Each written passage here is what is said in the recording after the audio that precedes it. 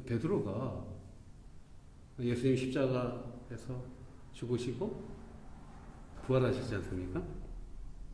두 번이나 나타나셨어요. 부활하신 예수님이 베드로와 제자들에게 두 번이나 나타나셨는데, 요한복음 19장에서 심지어 디도모라 불리는 도마는 이런 고백을 했지 않습니까? 부활하신 예수님을 보고 나서 주님은 하나님이라고 고백을 했습니다. 그런데 21장에 보면은 베드로가 무엇을 하고 있었습니까? 나다나엘, 디도모라 불리는 도마, 세베대의 아들들, 야고보와 요한이죠. 그리고 다른 제자 2명, 도합 7명이서 12분의 7이 디베라 호수, 갈릴리 호수 8시 방향, 아침 8시 방향에 디베라 마을이에요. 디베라 호수에서 고기잡이 하고 있는 거예요. 부활하신 예수님이 두 번 만나는데, 예수님이 어떻게 하셨어요? 내버려 두지 않으시고 찾아가셨습니다. 새벽에 찾아가셨어요. 예수님을 만났습니다. 해변가에서 떡을 구워주시면서 베드로에게 물어보잖아요. 베드로에게, 요나의 아들 시몬 베드로에게, 네가 나를 사랑하느냐? 이때 사랑은 아가파이스 하느냐고 물어보셨다고 그랬죠? 아가파이스 하느냐? 아가파이스가 뭐예요? 십자가의 사랑을 나에게 줄 수 있겠냐? 베드로가, 주님, 내가 주님을 사랑하는 줄 아시나이다? 필레이스 사랑을 말했어요. 주님, 아니요, 저는 아가파이스 사랑을 할지 모릅니다. 주님이 아시잖아요. 저는 그러나 필레이스 사랑을 할 수 있습니다. 두 번째 또 물어봐요. 그러니까 내 어린 양을 먹이라 그랬어요. 또 두 번째 물어봤어요. 네가 나를 아가파이스 하느냐? 베드로가 근심하여서, 주님이 아시잖아요. 저는 필레이스 사랑은, 친구로서의 사랑은 할 수 있는데 그것은 제가 할 수 없지 않습니까? 제가 감당이 안 됩니다. 저는. 세 번째, 예수님이 베드로의 눈높이를 맞춰주셨죠? 그러면은 네가 나를 필레이스 하겠느냐? 친구로서의 사랑은 할 수 있겠느냐? 베드로가 뭐라고 그랬습니까? 주님, 저의 마음을 아시지 않습니까? 내 어린 양을 먹이라, 내 양을 치라, 내 양을 먹이라. 사명을 주셨어요. 눈높이를 맞추신 예수님. 그러니까 회복되니까 베드로가 예수님 3번이나 부인했지 않습니까? 그 상처가 있었어요. 예수님 찾아가서 회복을 시켜주시니까 베드로가 비로소 주님의 말씀에 순종하기 시작합니다. 성천하시면서 성령을 기다리라고 하셨잖아요. 마가의 다락방에서 베드로와 제자들이 모여서 기도 임성에서 기다렸더니 성령님이 오셨잖아요. 그죠? 성령님이 오시니까 베드로가 체인지 되는 거예요. 완전히 변화되는 것입니다. 지금 여기가 어디예요? 성전이지 않습니까? 지난주에 설교에서 안진뱅이가 일어났습니다. 그죠? 예수의 이름으로. 그러니까 수많은 사람들이 몰려들었어요.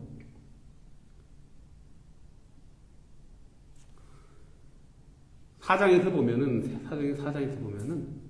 베드로의 말을 듣고 예수를 믿기로, 예수님을 영접했다는 것이죠. 예수님을 영접한 사람이 몇 명요? 5,000명이나 된다고 성경은 증언하고 있습니다. 미루어 예루살렘에 있는 모든 장정들이 다 몰려들었다는 거예요. 성전 안에 들어가면 솔로몬 행각이 있어요. 날 때부터 안진뱅이가 일어났으니까 이 경천동지할 일이 났지 않습니까? 수많은 사람들이 몰려갔습니다. 베드로가 요한이 그 제사장들, 종교인들의 그 아지트에서, 핵심 본부에서 지금 무엇을 하고 있어요? 예수 그리스도를 선포하는 것입니다. 그런데 사람들은 베드로와 요한이 능력의 주체인 줄 아는 거예요. 사도들에 의해서 처음으로 일어난 기적의 사건들이잖아요. 사도행전 5장에 보면은 사람들이 베드로의 그림자라도 덮일까 해서 수많은 병자들, 중풍병자들, 침낭에 메고 나가서 몰려들었다고 기록하고 있습니다. 그런데 오늘 베드로가 무엇이라고 설교를 하고 있습니까?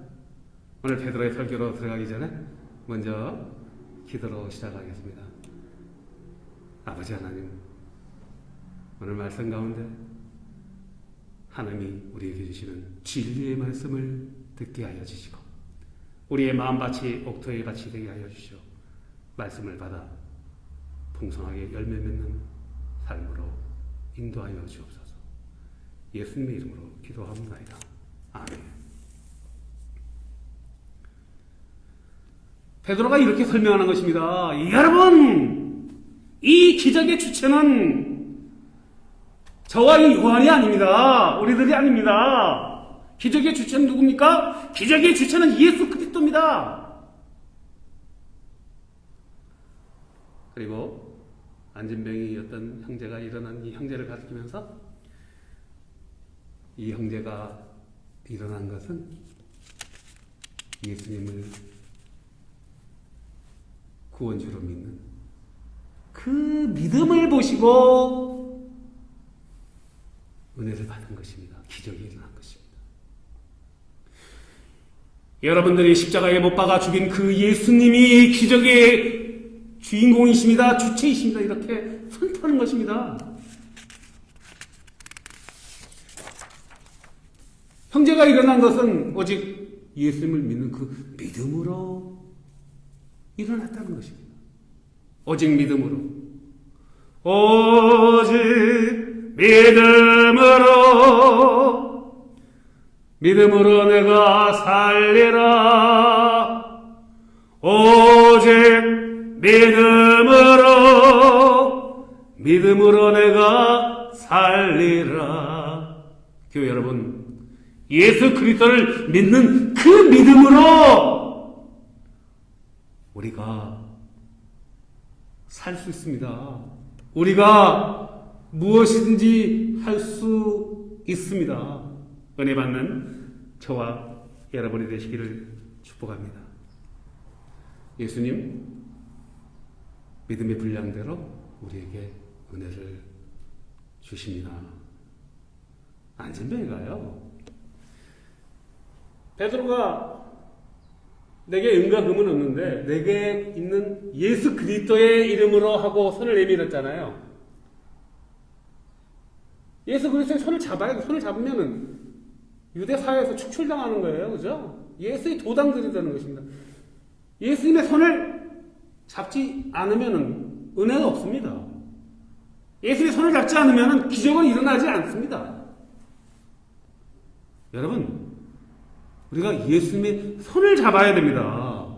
누군가가 선물을 가지고 우리 교우님들에게 왔어요.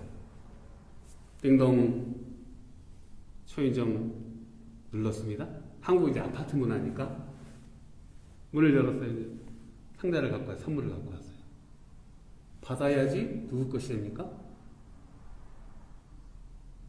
우리 김충환수 집사님 선물을 누군가 갖고 왔는데 받지 않으면 집사님 것이 되지 않으시죠? 받아야 돼요. 받아서 열어봐야지 선물이 무엇인지 그 선물로 인하여 기뻐할 수 있지 않겠습니까?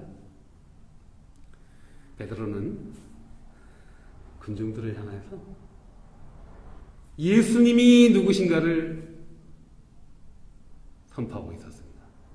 우리가 은혜 받았을 때 조심해야 돼요. 기적을 처음 했을 때 조심해야 돼요. 은혜 받았을 때 우리 막 흥분해요. 그 예수님 잊어버려. 나의 마구가 나타나. 우리 안에 육신의 소욕이 있잖아요. 막 나타내고 싶은 거. 이 베드로는 성령님이 조명하시니까 체인지업 됐어요. 예수님을 선포하는 거예요. 무엇이라고 선포합니까? 첫째, 18절에서 형제 여러분, 여러분이 십자가에 못 박아 죽인 예수님은 고난받는 종의 형태로 오신 분이십니다.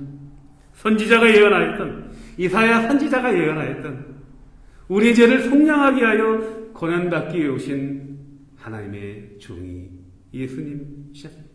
아마도 이사야서 53장 4절과 6절의 말씀을 청중들에게 상기시켰을 것입니다. 이사야서 53장 4절부터 6절의 말씀. 그는 실로 우리의 질고를 지고 우리의 슬픔을 당하였거늘 우리는 생각하기를 그가 징벌을 받아 하나님께 맞으며 고난을 당한다 하였으니 그가 찔림은 우리의 허물 때문이요 그가 상함은 우리의 죄악 때문입니다. 그가 징계를 받음으로 우리가 평안을 누리고 그가 십자가에서 피 흘려 죽으시고 채찍에 맞으심으로 우리가 나음을 입은 것입니다. 우리는 다 양 같아서 우리는 다 양들처럼 눈먼 양들처럼 한치 1m 앞을 바라보지 못하는 양들처럼 그릇 행하여 각기 제 길로 갔습니다. 우리는 파멸의 길로 갔습니다. 우리는 멸망의 길로 갔습니다. 우리는 죄악의 길로 갔습니다. 그러나 하나님은 우리 모두의 죄악을 우리를 버리지 않으신 하나님은 우리의 모든 죄악을 고난받는 종으로 오신 예수님께 감당하셨던 것입니다. 예수님을 설명했던 것입니다.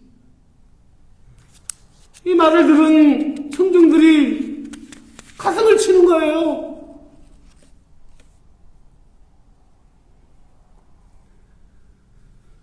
(18절에서) 누가는 예수님을 하나님의 그리스도라고 표현하고 있는데요. 사도행전의 저자가 누구예요? 사도행전의 저자는 누가입니다.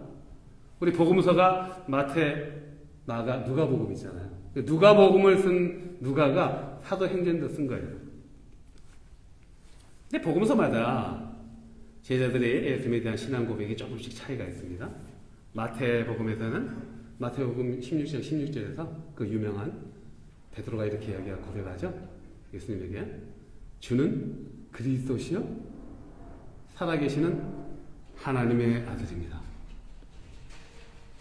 마가는 8장 29절에서 이렇게 고백하죠. 주는 그리스도시요. 사도행전에서 누가복음 9장 20절에서 주는 하나님의 그리스도라는 말은 크리스토스, 헬라어로 크리스토스, 히브리어로 메시아라는 얘기죠. 하나님의 메시아라는 얘기입니다. 구원자라는 것입니다. 하나님이 보낸 구원의 종이라는 얘기죠. 그러니까 이 복음서에 쓴 저자의 관점에서 조금씩 차이가 있는 거예요. 하나님의 종으로서 설명을 하고 있는 것입니다. 베드로는 오늘 말씀에서 두 번째 예수님을 소개하고 있습니다. 예수님은 회개할 때 새롭게 하시는 분입니다. 회개할 때 새롭게 하시는 분입니다. 회개가 제가 뭐라고 그랬습니까? 지난주일날 회개. 우리 회개하면은 죄를 막 고백하고 죄를 생각해내야 되고 그것도 회개죠. 제가 지난주에 말씀드렸던 회개는 돌아오는 것이라고 얘기했어요. 누구에게? 하나님께 돌아오는 것. 하나님께 돌아가는 것. 제가 슈브라는 말씀을 드렸습니다. 예레미야서에 나에게 돌아오라. 슈브라는 단어가 동사가 100번도 넘게 나온다고? 슈브! 영어로는 repent라고 되어 있는데 회개는요. 하나님께 돌아가는 것입니다. 예수님께 돌아가는 것입니다. 예수님께 100% 돌아가는 것이 회개라는 것입니다.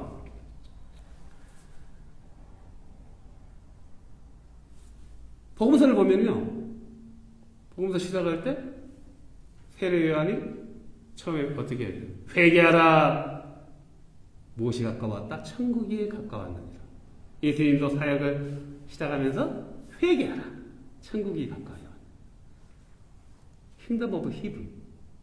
천국이요. Kingdom of God예요. 하나님의 나라가, 천국이 하나님의 나라죠. 누가복음 17장을 보면은 바리새인들이 예수님을 에워싸우고 하나님의 나라가 언제 임합니까? 이렇게 질문을 했습니다. 에워싸듯이 공격을 하는 거예요. 그냥 공손히 질문하는 게 아니고 하나님의 나라가 도대체 언제 오시는 겁니까? 선생이시여, 하나님 나라가, 당신이 말하는 그 하나님 나라가 언제 옵니까? 예수님이 뭐라고 했어요? 그 바리새인들 향해서 하나님 나라는 여기 있다, 저기 있다 할 것이 아니고 너희 안에 있다. 이렇게 이야기하니까 또 어떤 분들은 우리들 마음 안에 있다고 이렇게 생각하는데 그게 아니고요. 너희들 안에 있는 나다. 내가 하나님의 나라야. 여러분, 예수님을 하나님 믿고 예수님께 집중하는 것이 회개라는 것입니다.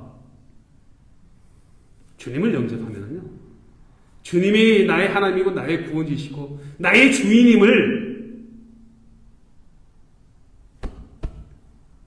나라는 자동차가, 나를 자동차라고 예를 들자고요. 주인이 누구란 얘기입니까? 내가 아니라 예수님입니다. 나는 주인의 운전기사입니다. 주님을 영접하면 모든가 새롭게 된다는 거예요. 요한복음 1장 12절에서 어떻게 말씀하고 있습니까? 영접하는 자, 곧 그 이름을 믿는 자에게는 하나님의 자녀가 되는 권세를 주셨으니, 어솔리티를 주셨다는 거예요. 그러니까 예수님을 영접하면은요, 그러니까 예수님을 영접하는 게 회개예요. 그러면은요, 하나님의 자녀가 되는 어솔리티를 갖는다는 것입니다. 하나님의 자녀, 상속자가 되는 거예요. 그러나 하나님의 자녀가 된다는 건요, 왕자가 되는 것입니다. 상속자가 되는 거, 하나님의 그 재산을 상속받는 상속자가 되는 것입니다. 제가요, 이 교회가 페이스 라이프 처치 미국 교회이지 않습니까?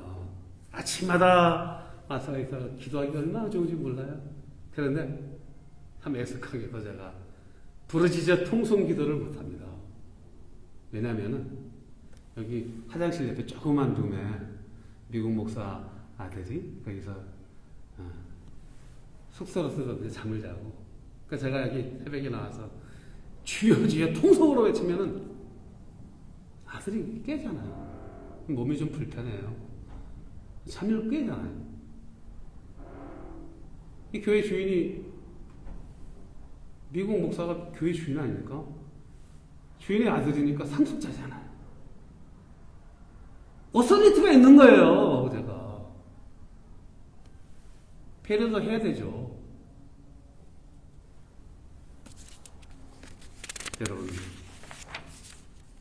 우리가 예수님을 영접함으로 하나님과 자녀가 된 사건은요, 어메이징한 신분 상승입니다. 천국의 한나라의 주인이 된 것입니다. 소작인의 신분에서, 세입자의 신분에서 상속자의 아들이 된 것이라는 것을 알아야 됩니다. 진정한 회개는 내가 나의 주인 되는 삶에서 예수님이 나의 주인이십니다, 예수님이 나의 주인 되는 삶을 고백하는 것이 회개인 것을 알아야 됩니다. 이런 고백이 있을 때 성령님께서 임재하시는 거예요. 나의 주인이 예수님입니다. 가난한 심령은요, 100% 예수님을 차 있는 거. 나는 nothing. 성령님이 그때 임재하시는 거예요. 성령이 임재하셔서 우리 육체의 소욕을 누르시기 시작합니다. 그리고 우리의 자아를 컨트롤 하시는 것이죠. 그래야 성령의 능력으로 우리를 성령의 소욕으로 끌고 가시기에 우리가 새롭게 되는 것입니다. 고린도서 5장 17절의 말씀처럼 Behold, 보라! 누구든지 예수 그리스도 안에 있으면 in Jesus Christ 새로운 피조물이다. He has a new creation. All the things pass over. 옛것은 지나갔다. Behold, all things become new. 모든 것이 새롭게 되었다.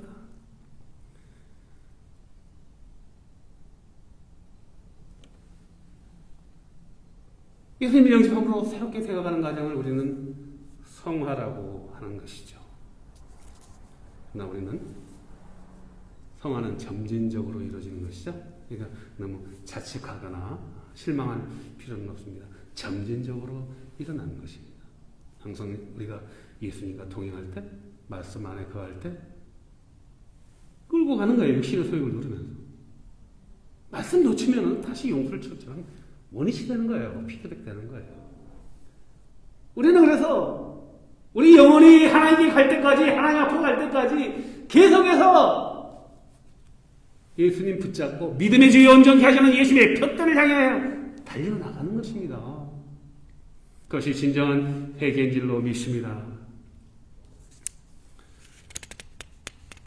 새롭게 된다는 성령의 조명하심으로 육신의 소욕과 성령의 소욕이 충돌하면서 성령의 사람으로 변해간다는 겁니다.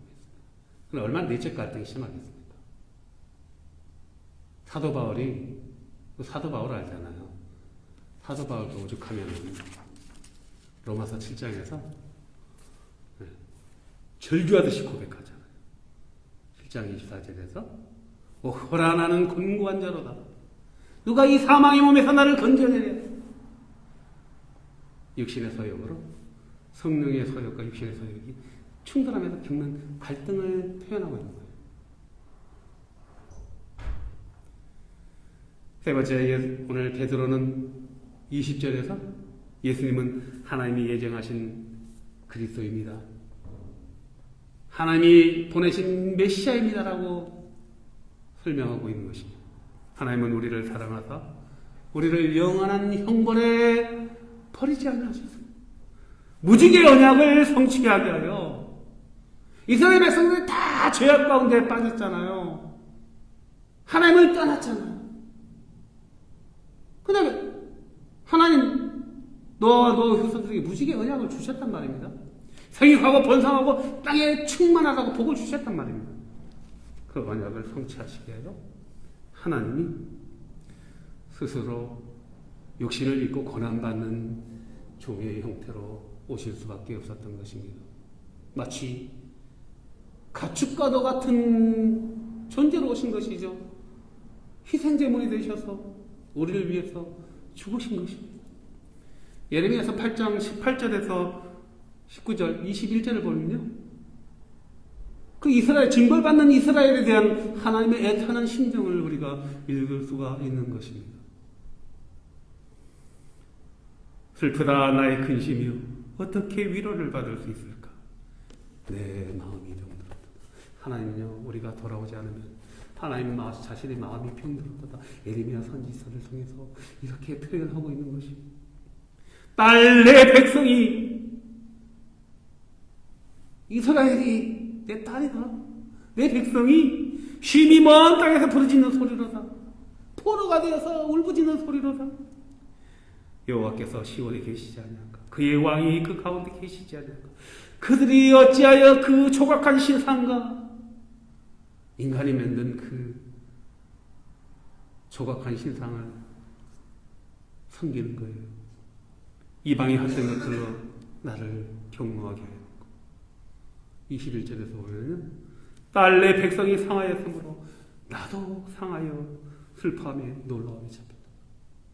하나님의 마음을 읽을 수가 있는 것이 징계받는 백성들의 아픔을 외면하지 않으시는 하나님의 사랑, 예수 그리스도의 십자가를 허락하시고 성령 하나님을 통해서 아들의 그 십자가의 고난을 함께 하시는 그 하나님의 사랑을 우리는 알아야 해요. 심판하시는 하나님 무서운 하나님이 아니래요. 오늘 베드로는 예수님을 모세가 예언한 선지자라고 소개하고 있습니다. 22절과 26절을 보면요. 우리가 율법을 누구에게 주셨습니까? 율법은 모세가 받은 것이죠. 시내 산에서, 호렙산에서 모세가 받은 것이죠. 모세에게 준 율법은 어떻게 되는 거예요? 모세에게 준 율법은 우리의 죄를 알게 하는 것이잖아요. 그런데 누구도 율법 아래에서 죄를 짓지 않는 사람이 없다는 거예요. 율법은 죄를 알게 하는 거예요. 근데 율법 아래에서 죄로부터 자유한 사람은 아무도 없습니다. 하여 바울은 로마서 10장 4절에서 예수님을 율법의 마침이라고 설명하고 있습니다. 예수님이 율법의 완성자가 되어 오셨다는 거예요. 율법은 죄를 깨닫게 하는데 누구든지 죄를 짓기 때문에 죄에서 자유할 수가 없는 거예요. 그래서 예수 그리스도를 우리가 영접함으로, 회개함으로, 온전히 예수님께 돌아감으로 인해서 우리가 죄의 종에서 의의 종, 의롭다 칭함을 받는 의의 종이 된다는 것입니다. 예수님도 마태복음 5장 17절에서 내가 선지자 율법을 폐하러 온 것이 아니고 내가 율법을 완전하게 하러 오신 것이라고 말씀하시지 않았습니까? 마지막으로 오늘 베드로는 예수님을 유대인들의 조상이 누구예요? 갈대아 우에서 불렀을 때 순종하고 가나안으로 온 아브라함, 그 믿음을 보시고 하나님이 의롭다고 칭하셨잖아요. 아브라함이 주신 이 약속의 씨앗이라고 설명하고 있습니다. 여러분들이 자랑하는 조상 아브라함의 씨앗이 예수 그리스도였습니다. 땅의 모든 족속이 아브라함과 다윗의 계보를 통해 오신 예수님을 통해서 복을 받고 예수님의 하나님의 약속의 완성자라는 것입니다. 하나님이 아브라함에게 내 씨로 인하여 모든 열방의 족속들이 복을 받을 것이라고 말씀하셨는데 그 트루 블레싱이 예수 그리스도십니다. 사도 바울은 갈라디아서 3장 6절과 7절에서 진정한 아브라함의 자손에 대해서 정의하고 있습니다. 아브라함이 하나님을 믿음에 하나님이 그것을 의라고 정하셨다 하셨죠? 한과 같으니라. 그런즉 믿음으로 말미암은 자들은 아브라함의 자손인 줄 알지니라. 우리는 예수 그리스도를 믿음으로 예수 그리스도가 온전히 나의 주인이십니다라는 회개의 고백으로 영접으로 아브라함의 의로운 자손이 되는 줄로 믿습니다. 우리는 예수 그리스도가 나의 구원주시요 나의 하나님을 믿는 그 믿음으로 말미암아 아브라함의 복된 자손이 되었던 것입니다. 하나님이 약속한 생육하고 번성하고 땅에 충만한 복을 받고 예수님으로 인하여 하나님의 자녀가 되는 권세를 누리는 저와 여러분의 복된 삶이 되시기를 주님의 이름으로 축복합니다. 기도하겠습니다.